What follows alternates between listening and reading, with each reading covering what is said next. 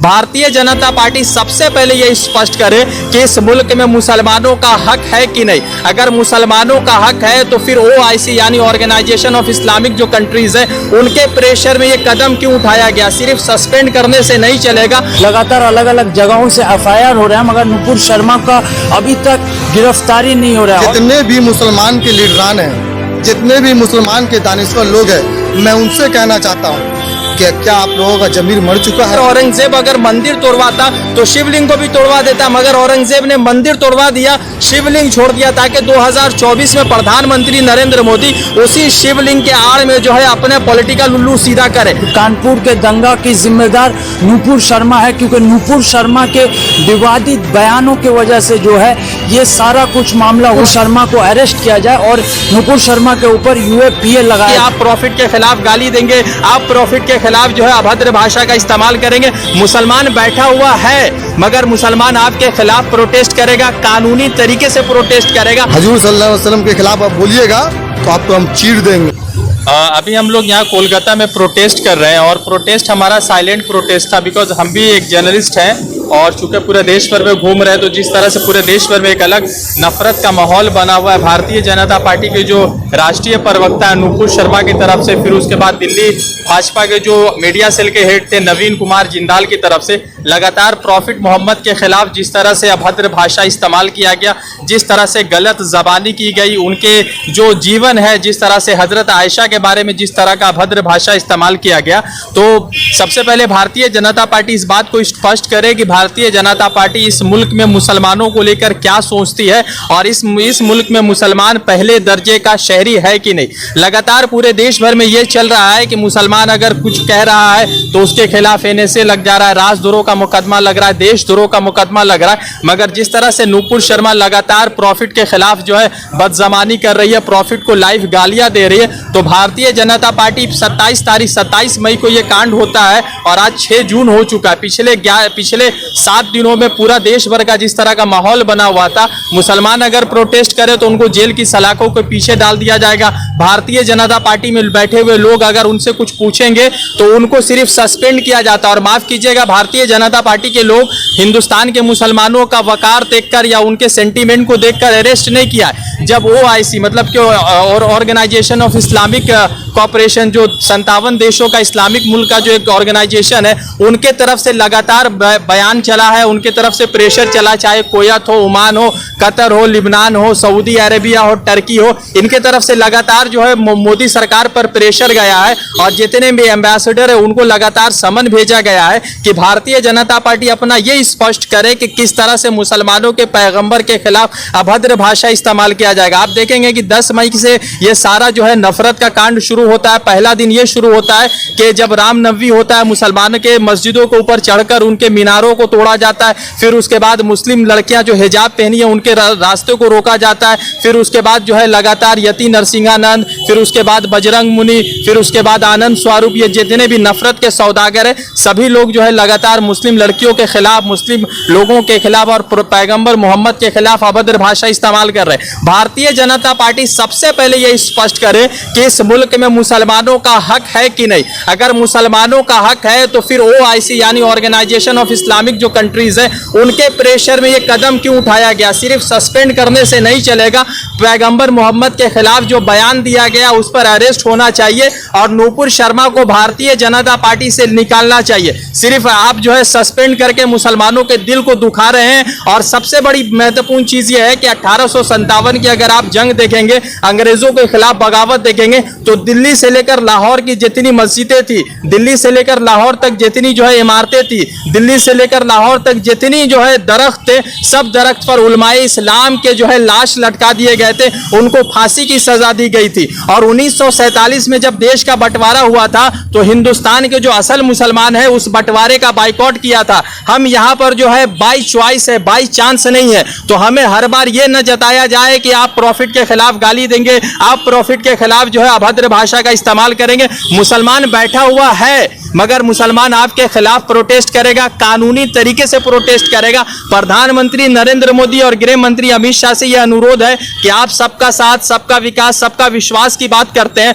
तो क्या उस सबके साथ, सबके विकास, सबके विश्वास में मुसलमान कितने नंबर पर है वो क्लियर कीजिए। दूसरी तरफ जो है कि लगातार जिस तरह से मस्जिदों में शिवलिंग को तलाशा जा रहा है, सब मस्जिद में कहा जा रहा है कि औरंगजेब ने जो है मंदिर तोड़वाकर मस्जिद बनवाया। एक चीज आप समझिएगा कि कितने बड़े बेवकूफ लोग हैं कि औरंगजेब ने मंदिर तोड़वा दिया और शिवलिंग को छोड़ दिया। मतलब कि अगर औरंगजेब मंदिर तोड़वाता तो शिवलिंग को भी तोड़वा देता, मगर औरंगजेब ने मंदिर तोड़वा दिया, शिवलिंग छोड़ दिया, ताकि 2024 में प्रधानमंत्री नरेंद्र मोदी उसी शिवलिंग के आड़ में जो है अपने पॉलिटिकल उल्लू सीधा करे। आप हिंदुस्तान का अगर आप जो है पैसे का हैसियत देखेंगे कितना नीचे जा चुका है, हिंदुस्तान का जो भी अगर आप देखेंगे कि ऑयल के प्राइसेस है किस तरह से बढ़ रहे हैं, फिर उसके बाद हिंदुस्तान का जो इंटरनेशनल बेइज्जती हो रहा है, जिस तरह से कतर, बहरीन, ओमान ने कहा है कि प्रधानमंत्री नरेंद्र मोदी और भारतीय जनता पार्टी क्लियर तरीके से ये करे कि क्या वो जो है प्रॉफिट के खिलाफ बयान दिया है उसको सार्वजनिक तौर से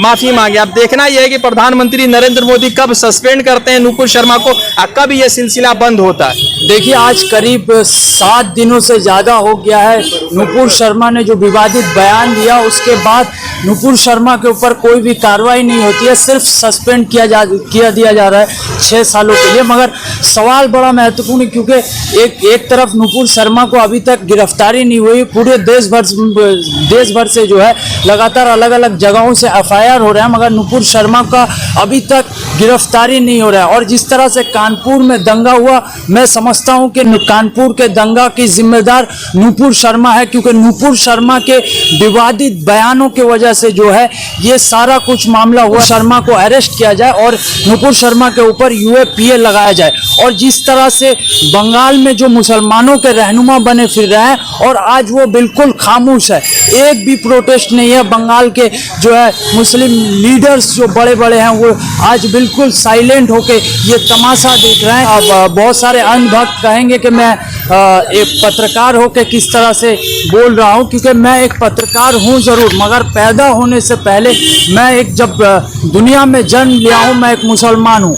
और जिस वजह से मैं आज अपने प्रॉफिट के खिलाफ ये जो जिस तरह से बेहुरमती की जा रही है उसे मैं नहीं सुन सकता, चाहे नुपुर शर्मा हो या उनके दोस्त नफरती चिंटू हो, उन सभी को अरेस्ट किया जाए, नुपुर शर्मा को भी बर्खास्त किया जाए। तो पहले आपको बात समझना होगा कानपुर में जो हुआ क्यों हुआ।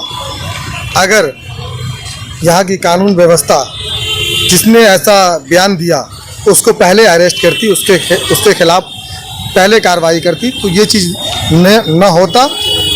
और जो लोग ऐसा मतलब जो भी प्रोटेस्ट कर रहे हैं हम उससे रिक्वेस्ट करेंगे, हम लोग एक अपने लीगल वे से प्रोटेस्ट करेंगे और हमको लड़ाई झगड़े में नहीं जाना है। चाहे वो हिंदू के संत हो, चाहे वो मुसलमान के मौलवी हो, कोई भी लोग अगर किसी के भी जात के प्रति ये करता है, बयानबाजी करता है, तो कानूनी व्यवस्था उसको चाहिए कि उसको जल्द से जल्द उसके ऊपर एक्शन लिया जाए, उसके ऊपर केस फाइल हो, उसको कानूनी हिसाब से देखा जाए। रही दूसरी बात, देखिए ये बंगाल की सरजमी है, ठीक है, बंगाल की सरजमी में जितने भी मुसलमान के लीडरान हैं, जितने भी मुसलमान के दानिश्वर लोग हैं, मैं उनसे कहना चाहता हूँ कि क्या आप लोगों का ज़मीर मर चुका है? आप लोगों का ज़मीर सिर्फ पार्टी के लिए, अपने कुर्सी, अपनी चेयर, अपनी पद के लिए चुप है आप लोग?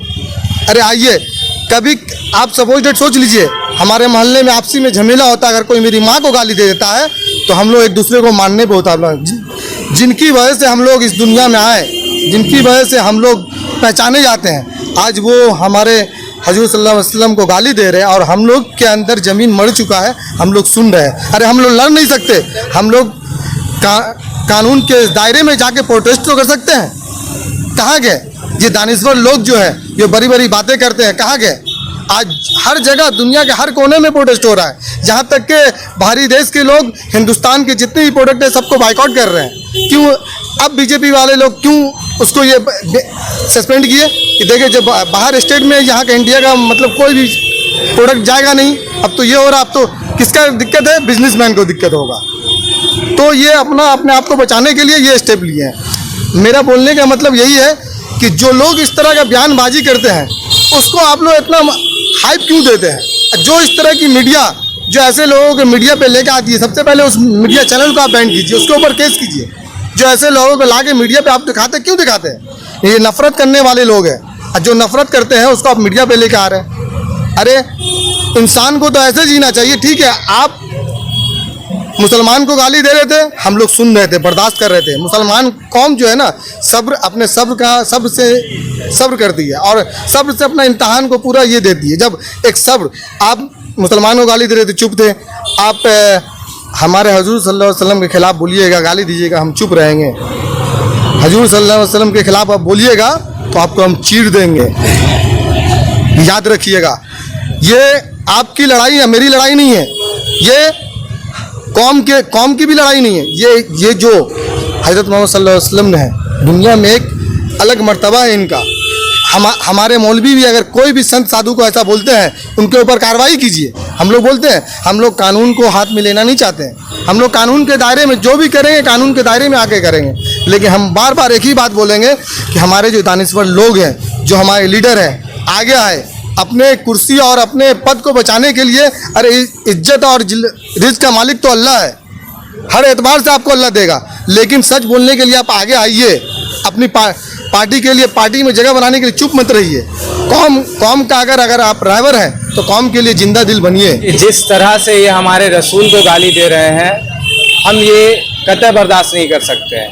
आप मुसलमानों के ऊपर जुल्म करते हैं, तशद्दुद करते हैं, हम बर्दाश्त कर रहे हैं, क्योंकि हम भी एक आम शहरी है हिंदुस्तान के।